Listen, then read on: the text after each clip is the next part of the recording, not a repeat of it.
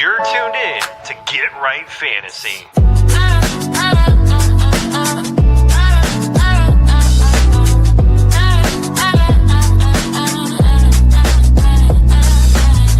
Hey everybody, Adam Rank here. What's up, friends? Daniel Dopp here from the Fantasy Focused Football Podcast over on ESPN. It's Fab, so you're Michael Fabiano from Sports Illustrated. You know who you can trust if you've got some questions about your fantasy squad? Want to check out a cool show on YouTube that'll help you get ready for the fantasy football season? Check out the Get Right Fantasy Network. Check out the Get Right Fantasy Network. If you are not subscribed, what are you waiting for? You want to lose your league? Head on over to YouTube. Check out the Get Right Fantasy Network because they're doing everything they can to make you a better fantasy player. You got to get right with the Get Right Fantasy Network.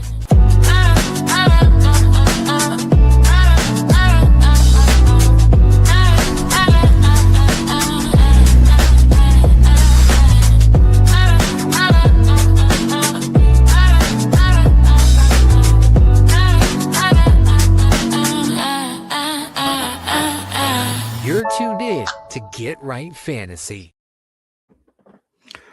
What up, world? Welcome back to the Get Right Fantasy Network. I'm Mike Herrick, a.k.a. Classic Mike, and this is our Week 17 Active and Inactive show. Today, I'm lucky enough to have my good buddy, Evan Sather, here joining me. What's going on, Ev? How you doing, man?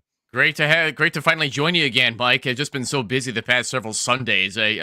I felt a little bad, but I'm just glad to be here now. And the holiday season, I've been able to just let my foot off the gas pedal and just enjoy the rest of my year before we enter 2026.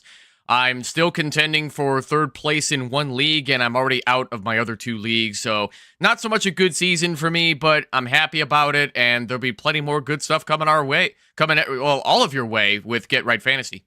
That's right. And, I'm already thrilled that I got to watch last night's game and got to see Derrick Henry run all over everybody. It was fantastic for those that had him. Those that did not, I'm sorry. Those that are facing him, I'm sorry. But otherwise, it was a good night. Really excited to get into this last week of fantasy football for a lot of championship weekends and stuff. I got two that I'm currently in that I'm really excited about, and hopefully things go my way. This morning, we're going to be going over some news and notes since our Friday show, which isn't really a lot, which is great. Normally, it's like, riddled with a bunch of stuff. We're going to be going over actives and inactives at 11:30, as well as answering your last-second starts at questions. So please make sure you throw your questions in the chat. Just make sure to let us know what type of format that you guys are using and what type of situation that you guys are in. Today, the only notes that we got, Sauce Gardner, he's going to be playing today. I know it's not really fantasy related unless you're an IDP, but he will be getting the start today. Chris Olave, there was a lot of questions about him coming in because he was a limited practice on Friday and everyone got all up and, he's fine. They were limiting his reps. Everything is good. He's in Nashville. Everything's good to go. Nick Underhill already said he's going to play and no restrictions, so he's good to go. The biggest question mark right now is George Kittle. He is listed as questionable due to a sprained ankle. We talked about this a little bit on Friday. He's highly unlikely going to play as per Adam Schefter. And, they're going to test him out at pregame, but it doesn't look like he's going to play. I would already find an alternative if that's what you were waiting for. It's unfortunate because now your options are a little bit limited. If you have to go with some people, we talked about this on Friday. Juwan Johnson is a great choice. Kobe Parkinson is not a horrible choice. AJ Barner isn't, a terrible choice. Evan's going to say no to this, but Taysom Hill as an option, but he's not like the best option. And then also Tungus isn't a horrible option. He averaged, I saw a stat like 11.9 fantasy points when Kittle was out and with Purdy playing. So might not be a horrible choice if you need to, but I would go with the other choices before I go down that road. Tungus should be treated as a touchdown-dependent option. So if he falls in the end zone, you're celebrating. But if not, then at least you didn't take a zero. Yeah. But definitely pick up Juwan Johnson over Taysom Hill because It would not be surprising if they don't even use him against the Titans. Yeah, it could be, if anything, he's going to be part of the run game more than he's going to be a part of the passing game or being a part of any of that. He's a short yardage guy that definitely can help on the goal line if they're around there. They only have Estime and Hall in there, so yeah, they're going to use him a little bit more than normal. But at the end of the day, it's not going to be enough to really help your chances. You have a better shot with Juwan. I'm just wondering why they didn't put Alvin Kamara on IR. I mean, I know I they was a want to little get him shocked back. by that too. Yeah. I mean, some teams, what I've noticed a lot is a lot of teams can't put their guys on IR because they already have too many on IR. So they pretty much just have to, take care of them like, normal. I noticed that with like Mike Evans and, or no, not Mike Evans, Bucky Irving, when he was out for the long period of time. They just had so many people on IR that they really couldn't put him on IR until someone got off of it. So sometimes they have to go down that road. I don't want to push us too far off topic, but Sure. oh my goodness, has Bucky Irving fallen off the fantasy radar with how awful he's been. Oh yeah, he has.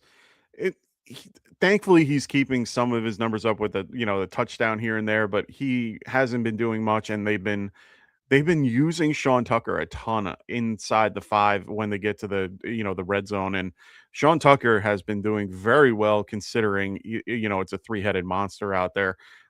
They are definitely incorporating White and, so he's definitely taken a little bit of a backseat.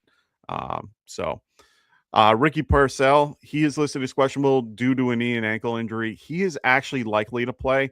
Likely, I don't love. I'd rather hear the word expected to play. So I would just keep that in mind if you're thinking of using Ricky. I'm not. I am pivoting. Teteroa McMillan, good old T-Mac. He was added to the injury report this morning. It was really due to an illness. All sources have said that he is expected to play and be able to play despite the illness. So he'll be fine. He'll be out there. It's the same with Ricky Pearsall, but you're definitely going to be playing Teteroa McMillan over Ricky Pearsall. yeah. No, I'm not going to not play Ricky. I'm not going to not play Teteroa if I have him in that scenario. So let's get to some of this stuff. Oh, my buddy Little Worm, what's going on, man? How you doing, brother? He goes, good luck in Dynasty, Mikey. Thank you, sir. He is one of my Dynasty mates out in my Dynasty League that I am currently it's going to be a battle. It's going to be a battle for sure. I'm really excited for that. For my GFTW, what's going on, brother or madam? Walker or BTJ? Thanks. I'm going to go Walker here. I don't know what format this is. I need more information than this. It's not as simple as a vacuum. I need to know the format and scoring because it does matter because Walker's not a big pass catcher. True, but I am going with the guy that I know will have more volume in this particular offense and is a little bit. This is a good matchup for him in general. Okay, 10-star. Okay, PPR. Yeah. Thank you. Yeah, I think I would lean more towards Kenneth Walker as well, being that, as we were talking about on Friday, Brian Thomas Jr., for whatever reason, cannot develop any chemistry with T-Law. So, Walker, I have a flex in number 37, and Brian Thomas is... how far down is he? I have him at 59. So, I'm going Ken Walker in this case, now that I know it's PPR for sure. Yeah, I mean, for me, it wouldn't have mattered. I like Walker a lot more than BTJ. If I'm in any format, it really doesn't matter to me because in this particular case, he's more guaranteed to touch the ball. It's a good matchup for him. Even the line for this game is, they're favored by 7, 42-point over under. I rather have the and it's definitely in favor of the Seahawks when it comes to point totals. So I am going to lean Walker over a guy like BTJ, even though they are favored by 5.5, and this is a higher point total. I don't trust them to, I can't sit here and tell you what's going to happen of like who's going to get the ball more. I already know Walker's going to get the ball at least, 20 or at least 15 to 20 times. I'd rather have that. And that's on the high side, to be fair. Ooh, this is a great question. Martin Castillo, what's going on? He goes, Purdy or Brissett today? So under normal circumstances, I'd go Brock Purdy over Jacoby Brissett simply because Brock just has more talent in his receiving core. But Ricky Pearsall is expected to play despite the injuries that he has, and he's been having trouble building chemistry. He just can't stay healthy. I mean, that's been the biggest part of his problem. And now George Kittle is not expected to go tonight against the Chicago Bears. That's a big blow to this 49ers offense that they cannot afford to lose. And they're going to have to rely on Juwan Jennings all night long, too. So unless Purdy completes a lot of passes to CMC, I think I'm going to lean more Jacoby Brissett at this point because at least he's got Trey McBride, and he's making Michael Wilson look better than he actually is. Yeah, and they will have right now Marvin Harrison Jr. is expected to play. He'll be on a pitch count, but he will be out there. So at least they have weapons available to them. They've been getting Michael Carter a little bit more involved. Bengals defense is just garbage comparatively to the Bears. Bears tend to be doing pretty well as of late. So for me, I rather stick with Jacoby Brissett. He's playing for a contract next season. He's definitely going to be involved a lot more. He throws the ball a ton more. I like Brissett just a smidge better in this particular matchup. Mike Lopez, what's going on? He goes, good morning, guys. Happy holidays. We liking Hurts over Taylor Shuck. Tyler Shuck. No, anyway, Jalen Hurts, I definitely have over Tyler Shuck. I have him at QB 8 and Tyler Shuck at 13. Okay. Yeah, the game in Buffalo right now is going to be windy. Sorry, let me change that. That's the Cleveland game. The Buffalo game is going to be rainy. It's going to be gross. Well, no, what I'm trying to go at is I'd probably lean Hurts just a smidge, and it's really just because they're going to be running the ball a lot more. That means Hurts with, QB runs, his floor is a little bit higher, but Shuck can run the ball too. We've seen it. He's not as, I can't say that he's not as good of a runner, but they are both pretty, good at getting out if they need to. Well, to be fair though, Shuck has to run for his life because his offensive line is so. Yeah, I mean, he has taken 6 to 8 carries since the bye week, but that's not necessarily a good thing. I mean, yeah, he did take it himself against Tampa Bay, but Carolina was not about to let him do that, and the Jets didn't even let him do that. So I don't see why Jeffrey Simmons and the Tennessee Titans defense would let him do that either. Yeah, I get it. I'm still leaning Hurts here. Better weapons all around. It's easier for him to get around, to do well. I don't like Hurts as a quarterback. I'm not a fan, but for your championship week, I'm going Hurts. Says the Giants fan. It's not just because of that. It's part of it. Marcos going, Bonus Diaz, what's going on, man? Great to have you as always. Hola, Marcos. ¿Cómo estás? My Spanish is awful. Oh, mine too. And yeah. Also, Mike goes, how are we feeling about Bucky Irving? We just talked about that a minute ago. You just missed it, my man. You just missed it. I didn't really say anything of substance about Bucky Irving, though. All I said was, gosh, I can't believe he fell off.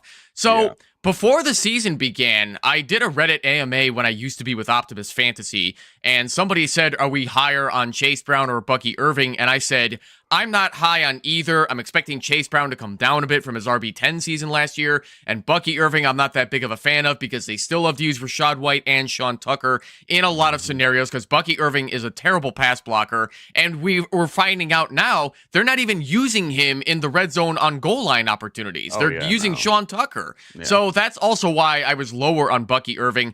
Man, did I get downvoted to oblivion on that post. But I'll be damned if I'm not right about Bucky Irving. As talented as he is, you still have to start him because he gets great volume. But if he doesn't fall in the end zone, hey, at least you didn't take a 0. Yeah, I'm kind of in the same boat here. We were talking about it before. They've been using Sean Tucker a ton more in the past. In the goal line work. They've been using Rashad White a lot more in the passing game and pass blocking, so that's taken a lot away from Bucky. That's all he's good Bucky, for. Bucky is a talented runner, but he is not, he has okay hands. He doesn't have the best, and at the same time, they don't utilize him as much in the passing game. Rashad White is much better in the passing game. So is Sean Tucker. Sean Tucker does have the ability to catch the ball and does well out the backfield. He's more, Tucker is more of an outside runner. Bucky's more of an inside runner, and then Rashad White is just really good in the screen game and does well, with passing opportunities and pass blocking. So they've found a way to utilize all three. The problem is that takes away from what Bucky was doing, and it's all because he was out for that long period of time where Rashad White and Tucker were able to establish themselves. Now they're like, oh my God, we have these two really great backs that we can now utilize all three. That with Bucky's back, so. It's tough. It's a three-headed monster now. I try to avoid it, but it's your championship week. You're going to have to play him unless you have better options, which is foreign. I don't know what those options might be, but he's probably your best option otherwise. Marcos goes, Drake May or Stafford? This one is a tough one, man. This is a tough one. It's not that tough. I got Drake May at 2 and Stafford at 6. Yeah, I'm going Drake May anyway. Yeah, you gotta go Drake May. He's got the rushing upside. He's making lemonade out of lemons with lesser known wide receivers. He's doing phenomenal with Mike Vrabel as his head coach. Yeah, fire up Drake May against this Jets defense that's almost non-existent. Yeah, I have to go down that road. As much as I love Stafford, it's one of those things where I'm gonna have to pivot a little bit. The point total I would like a little more in the Falcons game because it's 49.5 with them favored by 7.5. But I do not mind having New England favored by 13.5 at MetLife at this point. MetLife's fine. There's no crazy weather game or anything like that. It's going to be cold, but it's not going to be it's not going to be crazy. So I'm still going to be going Drake May for this one. Martin goes, thank you, fellas. Happy New Year. Happy New Year to you as well there, Martin. Hope everything works out in your new year and good close to Thank you, Martin Castillo. Let's get it. Let's get it. My championship loss awaits. Oh, come on. Positive feelings. He goes Hill, Mayer, Gesicki, or Tunges, and BTJ, Tucker, or Kyle Williams. With the New England other receivers out and Purdy and or Stafford. So we got a couple. We're gonna start with let's go with the tight ends first. Hill, Mayer, Gesicki, or Tunges. Interesting. Where do we? Yeah, these are all like low end tight end 2s that we're talking about here. I'll let you go first here, Mike, because I need to think about this one. This is the only one where I'd probably take Tunges. With Gesicki, it's tough because T. Higgins is there. If T. Higgins wasn't there, I'd be a lot more on Gesicki. It's just historically that's just what we've seen. Michael Mayer, I understand the reasoning for it. I just think the Raiders are not trying to do anything crazy in this game. They're clearly showing they're trying to tank. I don't want to be on a team that just is there to be there. I'd rather be in a group that needs to fight. Taysom Hill, I don't mind, but it's just one of those things where he can either get you 13 points like he did last week, or he's going to get you 2. So it's one of the, I'd rather be with Tunges, who has the ability to do well and has an opportunity. I'm going to go, and especially with Kittle out and Purcell banged up, I'd rather go with Tunges. I am not going to be so bold with Jake Tonges because Tonges is not as good. No, Tonges is not as good as George Kittle, and I don't want to start him over all these other guys here. The Fantasy Pros consensus rankings has Taysom Hill at 15 and Mike Gesicki at 17. I do not agree with that whatsoever because Taysom Hill is not a reliable fantasy option. He is 100% game script dependent, and you don't want to take those chances in a championship week when you're looking for especially when you're looking for a championship. Let's get it. You want safe floor here instead of taking like dumb risks on upside. So Mike Gesicki is going to be your best bet against an Arizona Cardinals defense that can't stop anything, even a nosebleed. So go ahead and fire up Gesicki if you have to make a tight end decision here. Okay. I mean, it's fair. I like Gesicki as a player. It's tough for me when he's got uh, it's a tougher choice when I see Higgins in. But I don't hate the option. And it's a I get it. 53 point over under. It's hard not to get in that particular game in one way or another. But the Bears game, the Bears 49ers game is still 51.5. So there's points to be given. Niners are favored by 3.5. Where Cincy is favored by 7. So you get a better quarterback overall. So I understand that too. You have Joe Burrow throwing the ball. I don't hate that situation. So I think it's between Gesicki and Tunges for you if you're making your choice. But yeah, I completely get where you're coming from.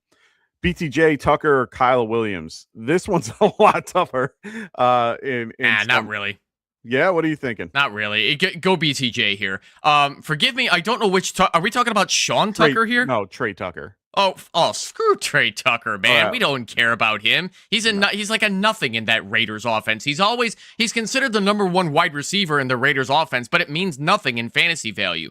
But I mean, if he happens to fall in the end zone, it's like, okay, yay. But like I was saying earlier, you want safe floor here. You don't want to take dumb risks with players that are not dependable options in fantasy. Kyle Williams is another case where he's definitely the future for the New England Patriots, but there are just too many other mouths to feed in that offense to make me want to start him over BTJ. So yeah, go ahead and start Brian Thomas Jr. with those choices. Yeah, I mean, with Booty and Hollins out, I understand why. And Stephon Diggs is out there too. No. I'm saying that Booty and Hollins are both out. They're I know. not even.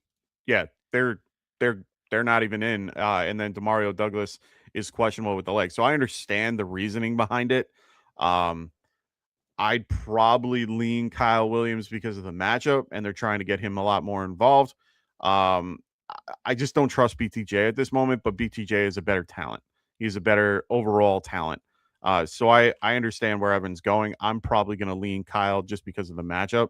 And at this point, they're going to do a lot better overall. Their offense is much better.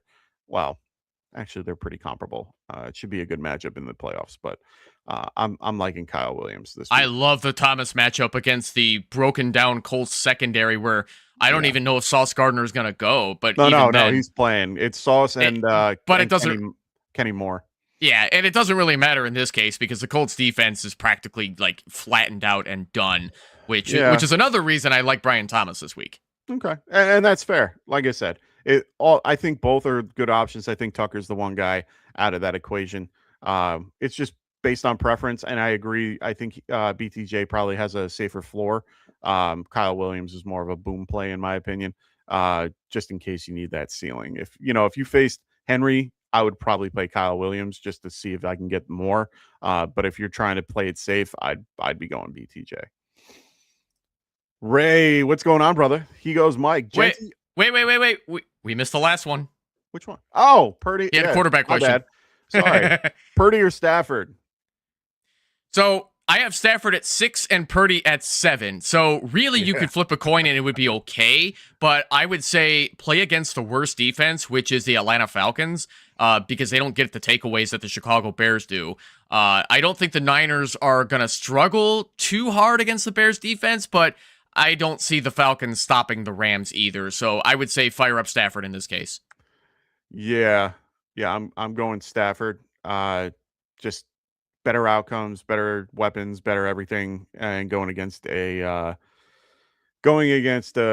pretty beat up Atlanta Falcons team. They are still decent against the pass with Terrell, and they have a good secondary with Jesse Bates. I don't hate it. I know that they are going to do better, and it's in a dome where Stafford loves to be.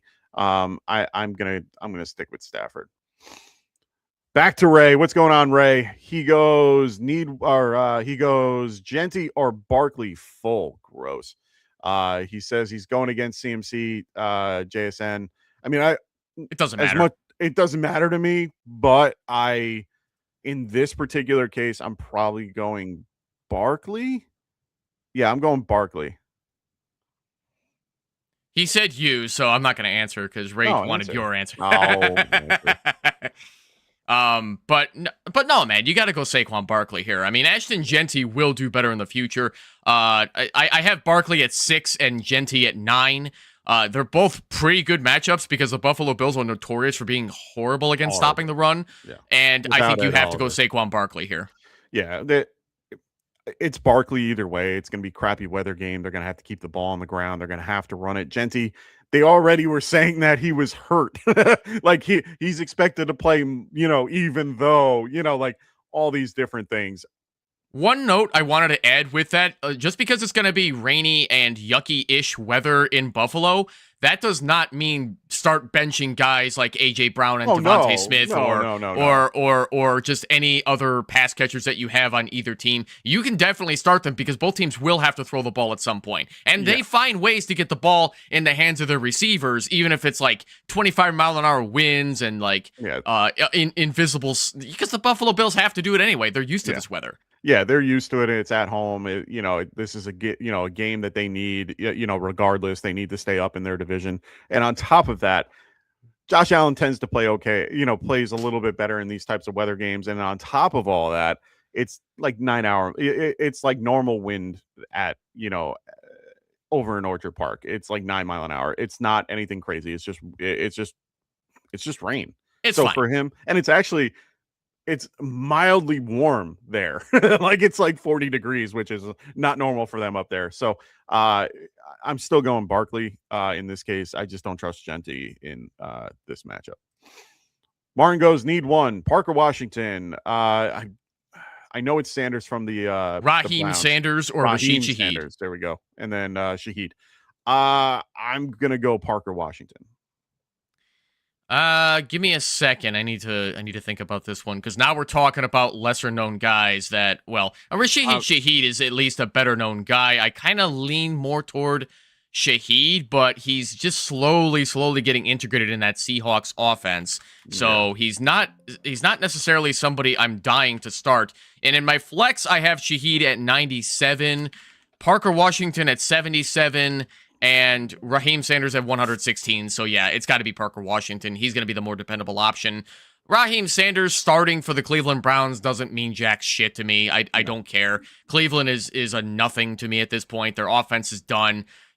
Poor Shedeur Sanders is not going to have much to do but run for his life. So, just go Parker Washington. Don't even think about it.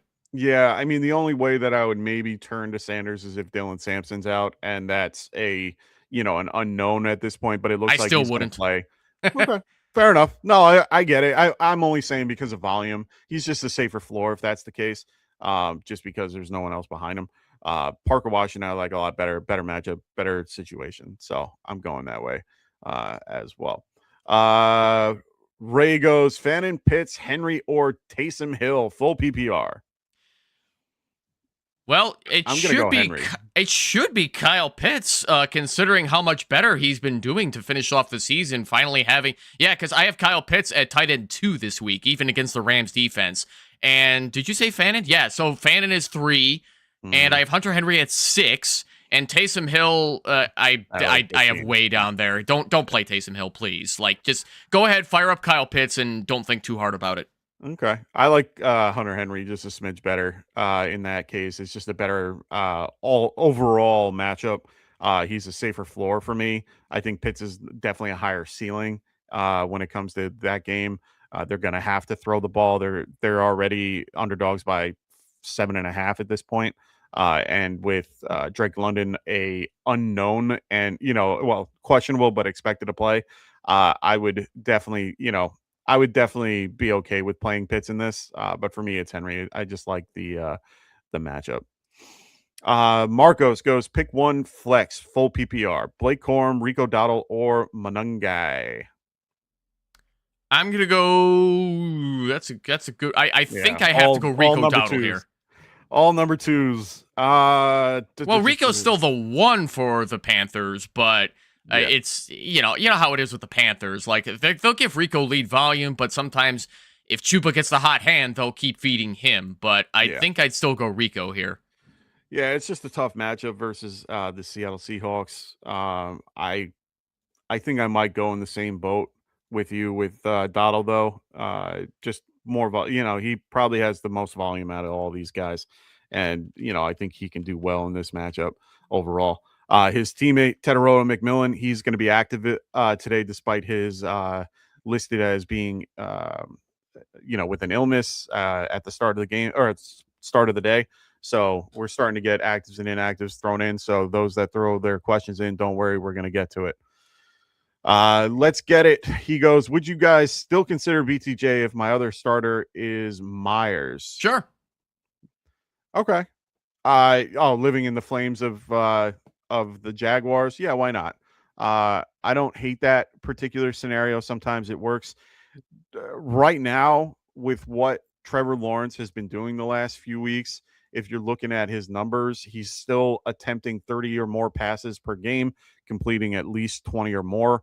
And he's gone over 300 at least once out of the last 3 games. So he's spreading the ball out. He's had, 10 touchdowns in the last 3 games. I don't hate that. Yeah. Someone's going to get the ball. Breaking news, too, is separate from this question. It has been confirmed that Tedoroa McMillan is active today. He will play. Yeah, that's what I just said that. Yeah. Okay, yeah, I must have been looking at Twitter as you were just saying that, too. So multitasking can be hard sometimes. We do have the same notifications for these guys, so I get it. My Twitter in my browser window takes a little bit of time to refresh, too, and yours, whatever you're using is probably a hell of a lot faster than what I got. I'm just using the phone. So I'm starting to get some actives and inactives in. We got Marvin Harrison Jr. He's going to be active today. Nothing for the Bucks that is concerning. Bashal Tutin is going to be out today, which we already knew ahead of time. It looks like Noah Fant will be active today for the Bengals. He was on the report for a minute. Nothing else really crazy at the moment. Still waiting. Harold Fannin and Dylan Sampson are active today. They will be active today. Chris Olave is active, even though he was questionable. We already knew that Alvin Kamara was going to be out today. Dylan Sampson will be out today. Dylan Gabriel will be out today. He is inactive. Bashal Tutin, we already knew was going to be inactive today. He is out. Still waiting on a more. There's not many today because there's not a lot of 1:00 games in comparison to the past. So inactives today: Tua Tagovailoa, Dylan Gabriel, Sterling Shepard. As if anybody gives a shit about those 3 anymore. No, it's one of those things where it makes sense. It's good to mention here and there. Interesting. Kobe Bryant will be out for the Seahawks. One of their good corners. He's their nickel corner. He's going to be out today. Titans don't have anybody of merit that we care about. Charles Cross is out for the Seahawks too. That's a good, big offensive lineman for the Seahawks is going to be out today. All right. I got no one else. We already know that Travion Henderson is going to be active today. Looks like Pop Douglas will be active today. Tua is going to be out. Dylan Sampson is going to be, or Dylan Gabriel. You already said that. You're going off the Adam Schefter post. Okay, cool. So yeah, those are all the actives and inactives today. If we see any more that pop up that are meaningful, we will let you guys know. But right now, I think we are good to go. Yeah, I'm most not so concerned about Pop Douglas being able to play today, being that a lot of people are hyping up Hunter Henry, hyping up Kyle Williams, and I think Pop Douglas being in the mix is definitely going to hinder the both of them. But if you have either of them, they're both not bad plays. No, it's a good matchup. They're going to spread the ball out. Hopefully spread the ball out a little bit in this one because they can. Yeah, they absolutely can. Yeah. So Martin Costello goes, last one, guys. You can have as many as you want. Don't apologize. Or don't say that. Darren Waller or Taysom Hill today? It's easily Waller. I'm going to have to lean Waller as well. Yeah.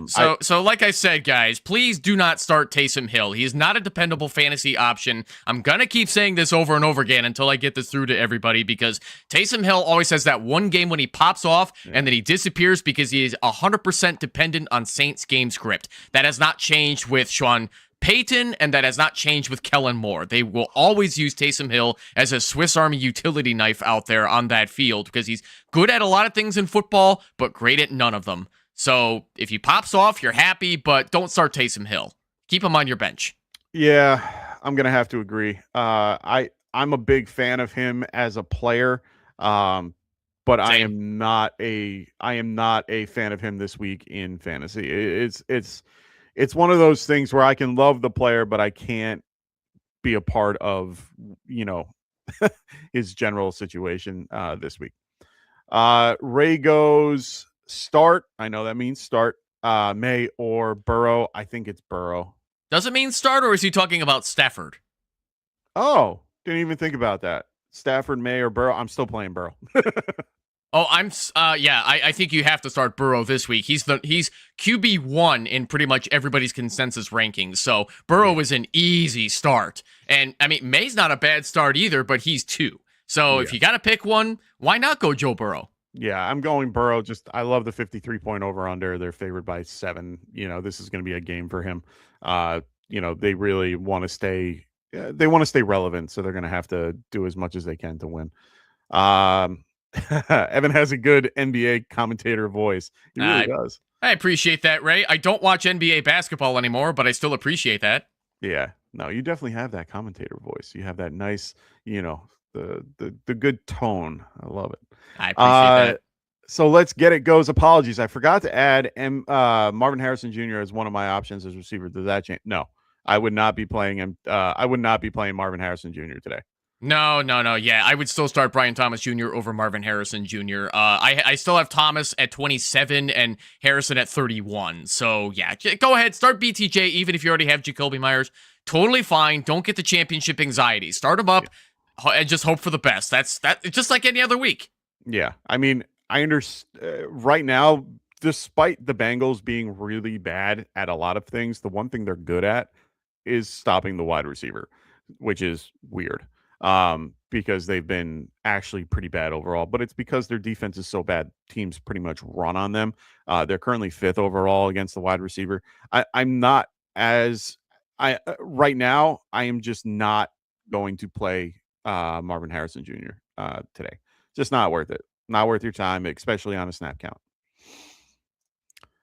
What up, Raven? How you doing, brother? He goes super flex, full PPR, 6-point passing touchdown. Flexing 1, Geno, Blake, or Breece Hall? I got to think about this one. You go first, Mike. This is an interesting one. It's a very interesting one. I might lean Geno because he gives you the best opportunity to win, even though he's in a situation where they want to lose. This game is a 40-point over under, or 40 and a half point over under. At this point, Giants are favored, and that line has gone down from them being favored by 1.5 to the Giants being favored. And this is a home game for them. I like Geno just a smidge, and it's really just because the game script, they might be behind. But at the same time, even if they're not, that means they're doing well, which means Geno is doing well. Blake Corum has to fall into the end zone to make your day. Breece Hall is going against a really good Patriots offense, even though he's getting a ton of volume comparatively. I just don't like his chances. Basically, they're going to be loading the box, going against Brady Cook. I mean, it's just not good for you. I'd rather go with Geno. It's just a better overall option. Yeah, I think I have to lean Geno as well. As much as I'd much rather play one of the running backs over Geno Smith at this point because the Raiders are so bad. But with the ball in his hands and being able to feed guys hopefully he can feed Trey Tucker, but I'm not counting on that. I think Geno Smith, just based on volume alone, is going to be able to be your best shot at Superflex. I'm assuming that you said flex 1. I'm assuming this is for your Superflex slot. So go ahead, fire up Geno. Yeah, I'm going Geno. It just makes the most sense. And I want to I understand the not playing a quarterback in the Superflex spot. 100%, I get it. I'm still going to go Geno here. Like I said, it's a bad scenario. I don't want to play any Raider if I can, avoid it. But I mean, right now he's got to do okay. He's got to continue to play. And, they're at home. It's in a dome. It's a safe play. I don't know. I like Geno a little bit. I know the dome doesn't really matter, but at this point, if you have to, you have to. All right. So please throw those questions in the chat if you haven't already. Please, if you haven't already, why don't you guys check out Underdog Fantasy? Underdog Fantasy is one of those great sites, especially this time of year when we're getting into playoffs and no more fantasy going to be around for those that are in those redraft and dynasty leagues. But this is a great way to get involved. Please use promo code GetRight when you register. And right now their promo is win up to 5,000 times your money. Play 5, get 75. So use promo code GetRight, and this is what you will get when you register. All righty. Martin gets another one. He says, start Swift or Shakur. Full PPR. Shakur or Shakir. I guess either one works. Yeah, I know. That's my New York accent. I'm leaning more. Well, yeah, because I don't like counting on any Buffalo Bills wide receivers because they have their passing game playbook similar to the Green Bay Packers. They don't really have a true number one wide receiver. They love to spread the ball to whoever they could get the ball in their hands to, and they like to revolve around Dalton Kincaid, similar to how the Packers like to revolve around Tucker Kraft before his untimely, unfortunate ACL tear. So in this case, I think I'm going to go DeAndre Swift over Khalil Shakir. Yeah, it's hard to rely on guys like Shakir in this particular matchup in general. I feel a little bit more comfortable with Swift in general, even if he's getting 50%, with Monungai. Going against 49ers, yes, they're a pretty good run stop team, but I'd rather go with Swift. They like to run the ball. They're going to want to keep the offense off the field. They're going to want to keep CMC off the field. I'm going to go with Swift. They're going to want to, they're going to want the time of possession in this game for sure. What up, Knuckle Buster? What's up, y'all? Happy holidays. Happy holidays to everybody out there. If we haven't told you guys that already, we're almost getting close to the new year, starting brand new shortly after this. Please make sure, for those that are new to the show, you're liking and subscribing to the show.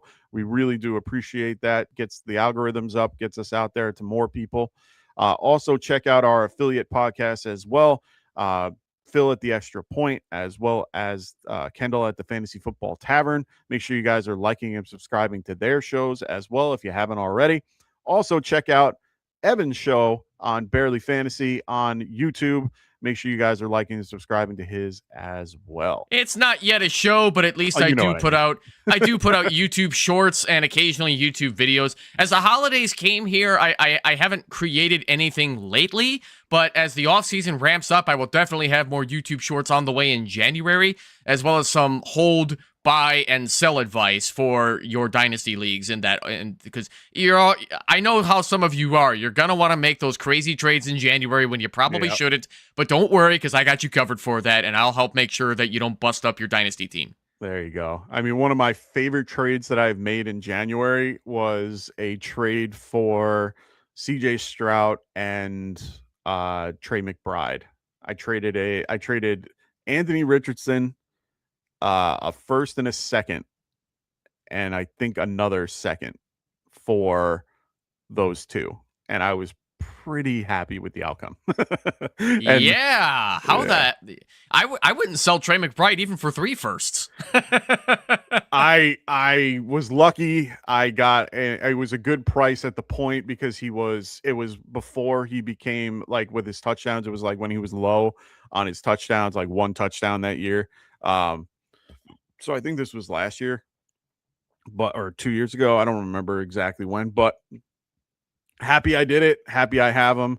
My team name is Bully Tight End because I have him, Sam Laporta, Brenton Strange. I have Gatson. I have Hunter Henry. I have like every tight end, and it's not even tight end premium. So if you need a tight end, reach out to me. How many flex spots do you have, though? I think 3. Well, I mean, you could flex every tight end possible, and it Oh works. yeah. Oh yeah. No, for sure. I pretty much in this league, but it's not tight end premium, but it's full. I try not to. Yeah, it's three. I have a good amount of running backs too. So I have Derrick Henry, Josh Jacobs, Brandon Cooks, or not Brandon Cooks, James Cook, Montgomery, Stevenson. Like I have a good amount of running backs, so I pretty much just put those in. I need more wide receivers, so I might be trading those guys for some wide receivers in the future. But either way, it's one of those things where it is. Yeah, yeah, it's fun. It's fun. That does So sound like fun, man. oh yeah, My dynasty team shit the bed so hard this year, just like it has for the past few seasons. I started early in the 2020s, coming in third place for like 3 years in a row, but it's just not reaching fruition at this point. I've been finishing like between fifth and sixth place. There was a lot of trades that I regret, yeah, but sometimes you got to risk it for the biscuit, and if it doesn't work out, well, sometimes that's just the way it goes. Plus, a lot of my guys like to get injured and put on injured reserve between Sam Laporta, Tyreek Hill, yeah, Garrett Wilson, Rashee Rice, Calvin Ridley. Not that Ridley's that valuable anymore, but I lost a lot of guys like that. It just happens, man. Sometimes that's just the way it goes, and at least it's a fun home league that I enjoy. yeah. I mean the one dynasty league that I'm in that I'm currently in, that I was talking about before in the beginning with Worm when he was wishing me well. I'm that league is a home league. It is a 10-team salary cap dynasty league that we've been doing for the last 8 years. And it has been a long time that I've been building this team. In general, I won last year, but this year is one of those teams that has just been doing pretty well in certain scenarios, and it's just been a really solid group. I'm just hoping that I can continue that today and continue that going against he truly Cali has been truly the second best team in our league. He had a rough start, but then he started building up and doing well. We had one guy just to show you how this league has been going this year. In the beginning, we had one guy who was he was at the bottom of the pile. He was 7-1 at one point and was leading and even beating my team that was 7-1. Or no, I was 6-2 or something. Or no, it doesn't matter. He was winning. He was 7-0. There we go.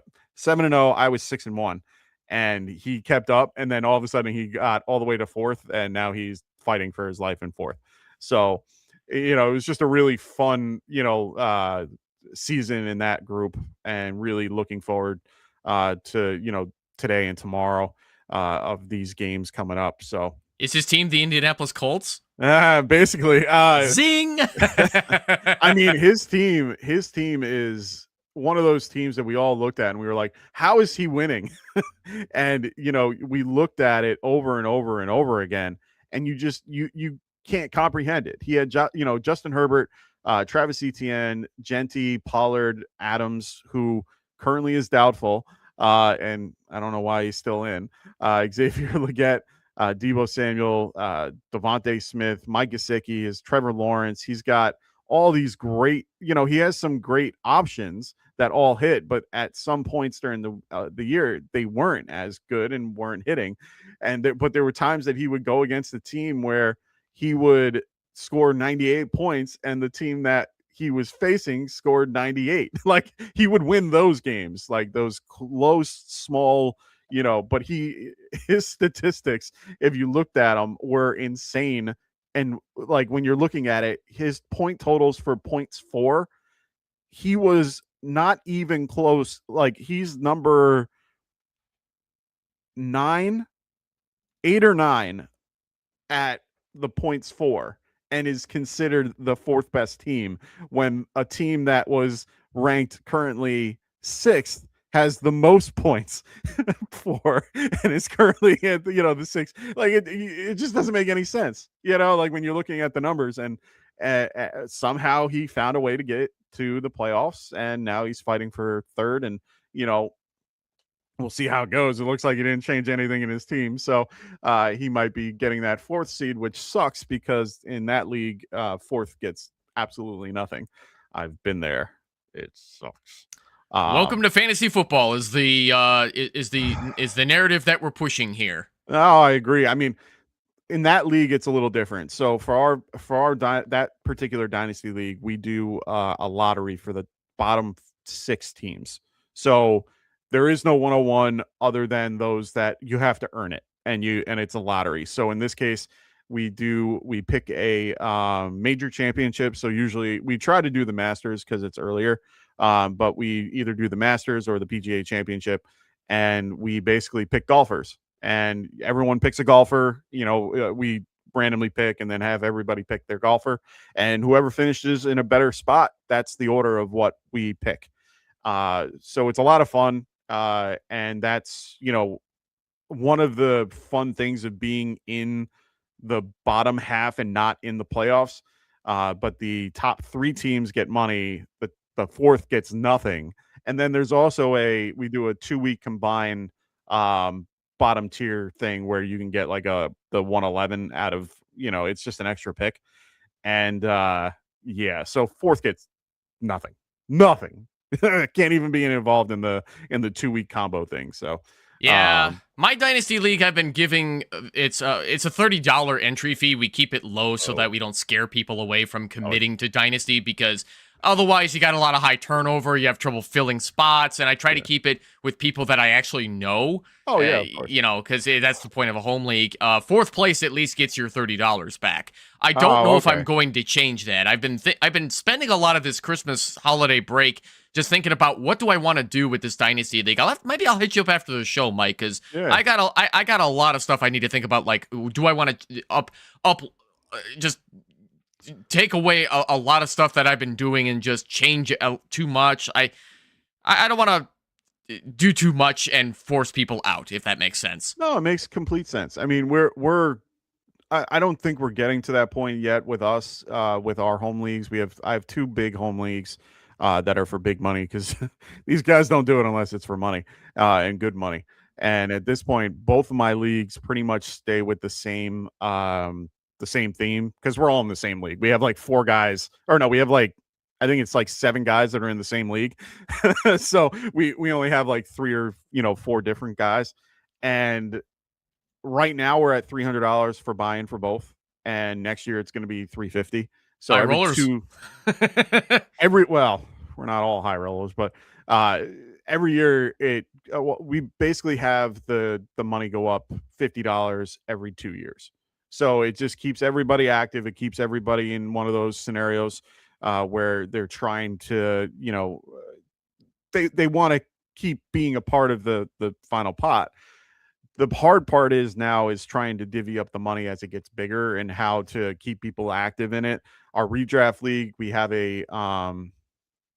hey, Marcos, muchos gracias, everybody, for all your help this season. Really appreciate your time and expertise. We really appreciate you guys. Thank you for everybody that's been watching the show and continuing to, enjoy my ramblings on Sundays, as well as having Evan here and being a part of everybody, including Kendall, Phil, and Frank. So thank you, everybody. We really do appreciate De nada, Marco. So glad we could help you out this season too. Yeah. Hopefully our advice was able to help you guys win your championships. That's all we care about. We don't, I care about my teams, but I also care more about helping you guys. But yeah, we have a last place thing that we have in place so that people don't tank.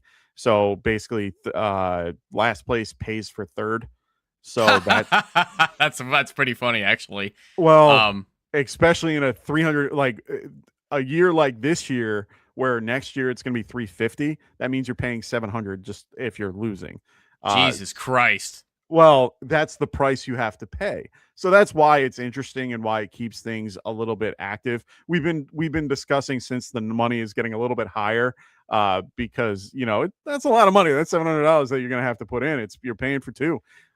It becomes a little bit much. We've been trying to find ways to make that burden a little less, but still enough to make you go, oh, I don't want to lose. Like if you put it down, if you like cut it in half, then it's like, who cares if I lose? I'll just sell my team. Like that's why we're trying to find a happy median somehow, because we don't want teams to tank. And honestly, it's been working. It's been a really good way to kind of curb how people do things, because in the past we used to have guys still off a full team like at the end of the year, and it was just bad. You were going Yeah. against Juggernaut, and it was so bad. It was like going against a chop league at one point, and it was just bad.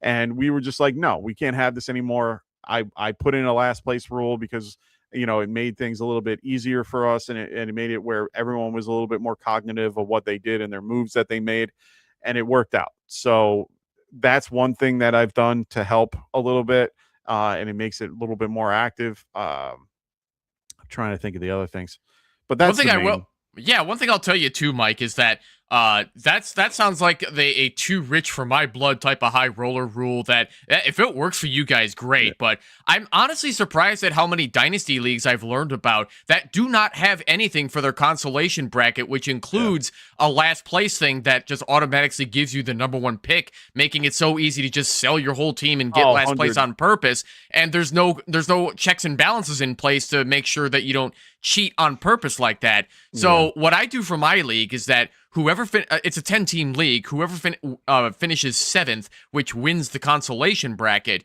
gets the number one overall pick. So if your team sucks, you still got to earn it. Interesting. All right. I don't hate that idea. I think that's a good idea. It keeps everybody focused and trying to win, and at least you're not trying to lose to the point where I like that. I like that. It keeps it a little bit more competitive at the bottom, and it makes teams not just suck and want to be at the bottom.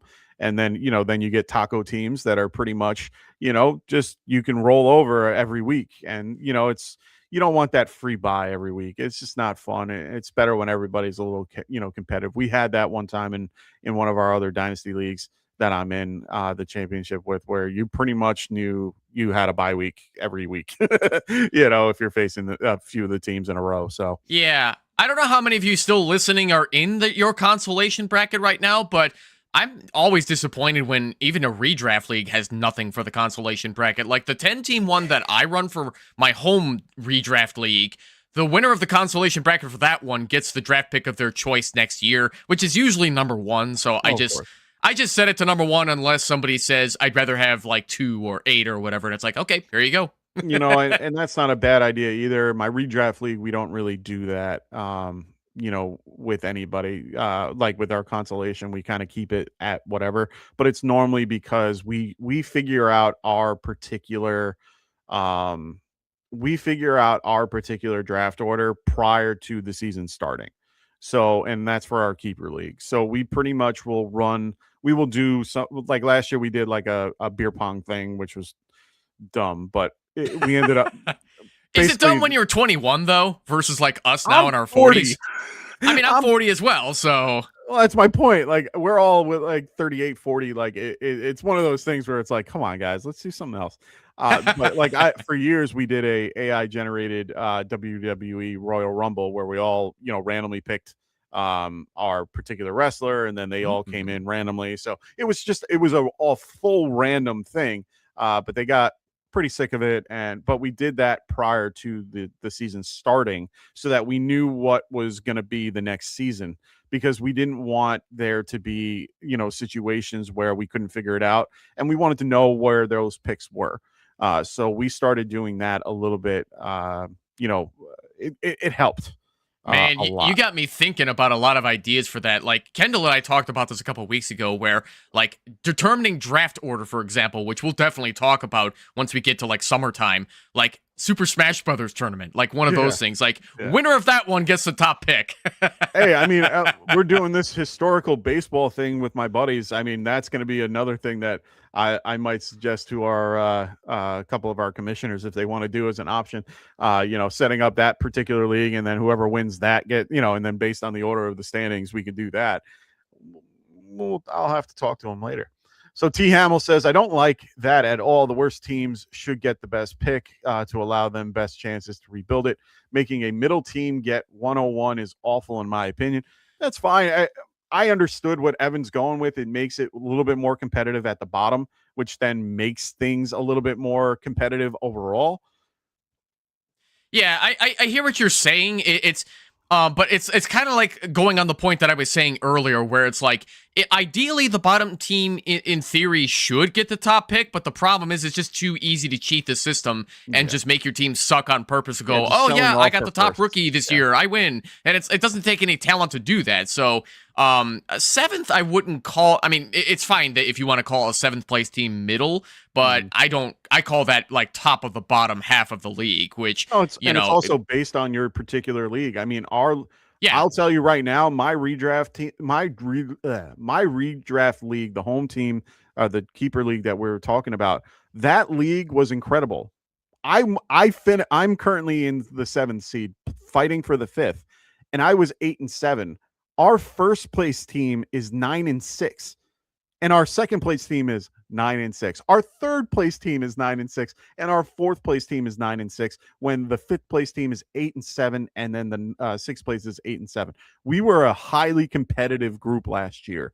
It doesn't mean that your team sucks. It just means that it keeps it more competitive, because our last place team was 2-13. So it's one of those things where, as much I agree in some situations, but with Dynasty, you want to keep everybody competitive. If you're selling off your team, where you're pretty much selling off every player that you have for a first-round draft pick, and you're having 10 first-round draft picks next year, doesn't mean your team's good. It just makes it where your team sucks so bad that it kind of hurts the top. And you want everything to be competitive throughout the whole league. I don't want to have teams that are 1-15. I just don't. I don't want 1-14. I don't want that. I want to have everybody in a decent, 6-9 type scenario where everybody is competitive, and it makes things more interesting leading up to the championship week. If you want to be the team that sucks and tanks, then you know what? You shouldn't be rewarded for that. I'm sorry. Yeah, you put it in a beautiful way that I couldn't have worded any better, Mike, because that's exactly the philosophy that I have for the consolation bracket in my Dynasty League, and I'll put it in better context, too. So, yes, the winner of the number 1 pick in my Dynasty League finished the season 6-8. Not the worst team at all, but they were barely squeaking by some of these teams to, get that win. It was pretty competitive at the bottom. Yeah. The worst team this year was 2-12, and they still had the chance to get it, but they just didn't. They finished above projection, but just didn't beat the 6-8 team. Which it happens. It's not necessarily a guarantee. Sometimes if you got the worst team and you happen to get there, congratulations. But that's the thing. Is I like to make people earn it, as opposed to just letting people just sell the whole team, and it takes no talent to get to the bottom. It's just one of those things. Agreed. And that's why, I understand how some leagues do that, and it's fine. They have their reasoning for it, and it makes sense. Whatever you want to go with max point, what is it? Max points against, or whatever the stat is to be at the 101. You want to do that. That's fine. That's your choice. That's your, type of league. But at the end of the day, it's not competitive. Speaking of max points against, you want to hear something insane? My Dynasty League, the team with the best record, 12-2, most points put forward and most points against. I don't know how the hell Andy did this. No, that's fantastic. Well, but that's what you're looking for. You're looking for a competitive league that has a situation, that can be like that, where you're going against the toughest groups every week. You don't want to have a guy just shit the bed every week and then go, oh, I get the 101 next year. That means nothing. I don't want that scenario. That's why we have these particular things in place where we do these, like Ray says, we have a lottery for the last 4 teams. 7th gets higher odds, little things like that, where it gives you a competitive advantage, or it gives you a competitive way to get the 101 instead of just being handed it to you because your team sucks. And it gives you, basically, you're aiming to be at the bottom every time if you're trying to get the 101. I don't want the 101 every year. Do I want it sometimes? Of course I do, because I need to, you need to roster your, you need to churn your roster a little bit. But at the end of the day, I want to have a good, solid team, and I use my draft capital for that. I use my first round picks. I use my second round picks as draft capital to grab these guys where they are already proven. I'm not a big drafter when it comes to rookies, because I don't trust the rookie. If you drafted, who's a guy like Dylan Sampson, or a guy like, who's another guy this year that kind of shit the bed? Caleb Johnson. Caleb Johnson, exactly. Like Caleb Johnson is inactive today, by the way. Coach's decision. He is. Yeah, well, and right there. So I mean, there's a lot of scenarios where you're not, those first round picks are very rare to come out on top. And I rather be in the, situation where I want to use those picks for somebody that's proven. Doodle Bob, what's up, man? How you doing? Yo, Mike, long time no see, friend. How you doing, man? He goes, Taysom or Juwan? We're gonna both tell you Juwan. Please go Juwan Johnson. I don't know who these people are that keep saying that Taysom is a high-end tight end one in this matchup. Like, where are they getting this information from? Where have they been the past 10 years? Because what is Taysom Hill now? 33 years old?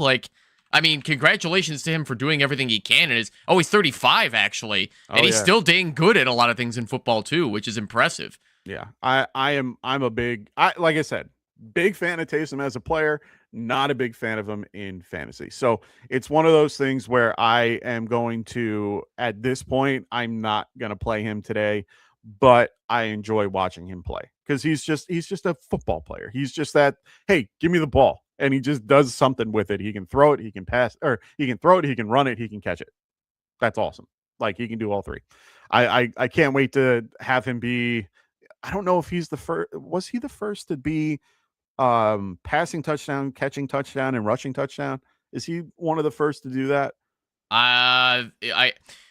That may have gone to somebody else, like a Cordell Stewart. I have to check to look because I'm curious about. I got to look at that off camera because I'm kind of curious because I know that that is a very small group of people to be able to do something like that. I know Marcus Mariota was able to catch his own pass, but that's like a rare occurrence. Catch his own touchdown. But I'm trying to remember if I'm pretty sure he had one game where he had all three.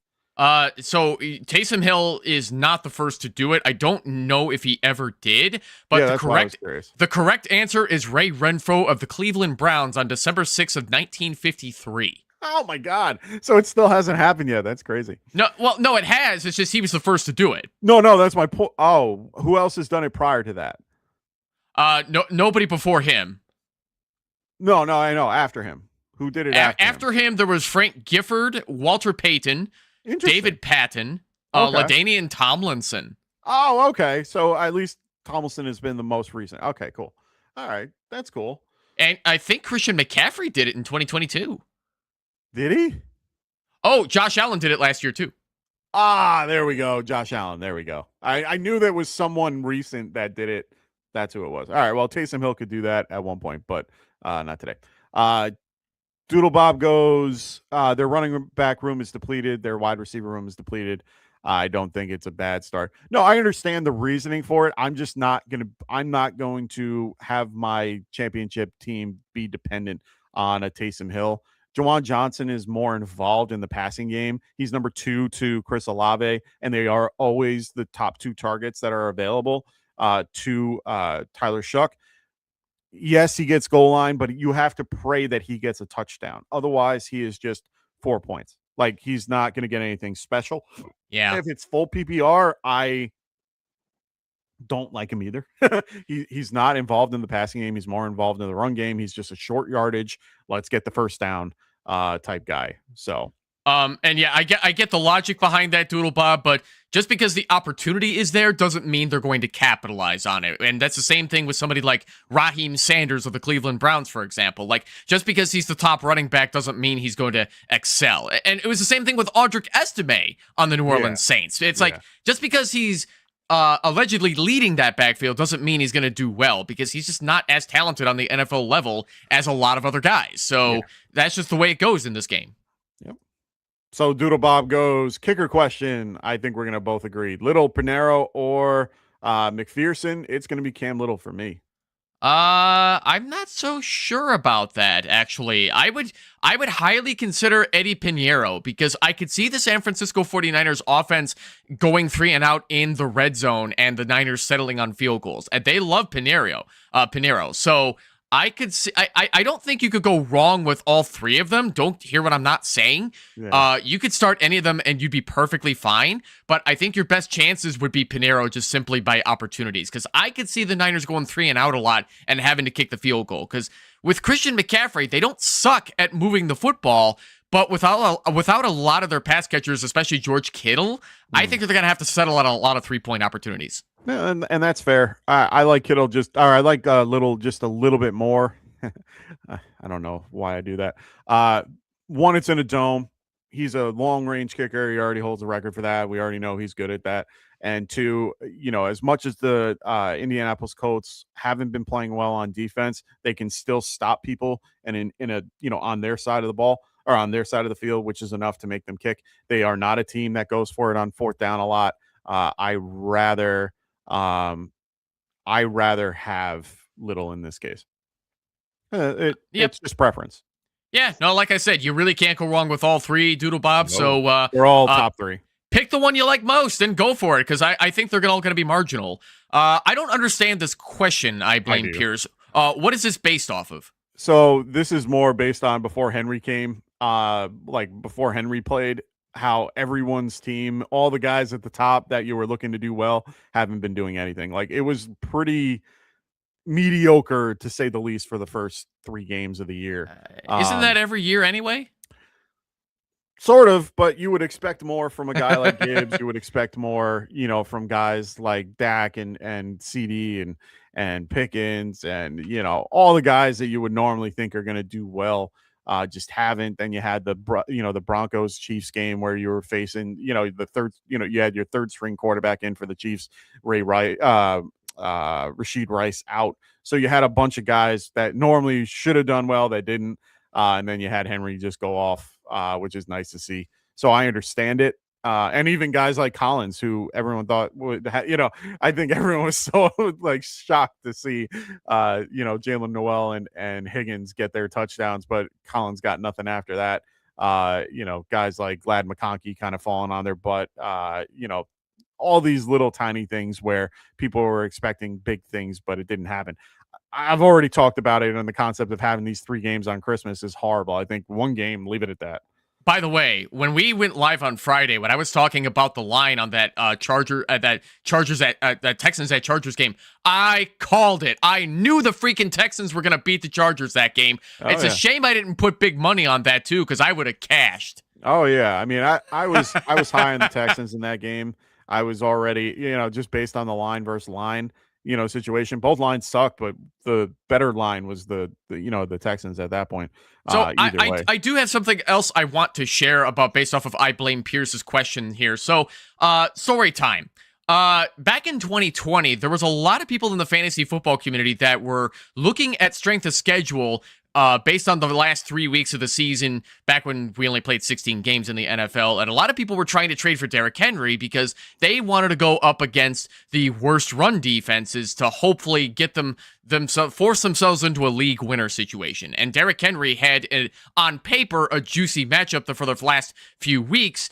Derrick Henry did really well against the Jaguars, did really well against the Lions, but in the championship week against the Packers, he did go 23 for 98, but didn't fall in the end zone, resulting in 9.8 PPR fantasy points. So as a result of that, Derrick Henry was not the league winner everybody was looking for in their championship week. So when you're trying to force yourself into that situation, don't be surprised when it doesn't work out. That's the game we play. You start your best, you hope for the best. You got Nico Collins, I blame Pierce. You got CeeDee Lamb, you got Jahmyr Gibbs.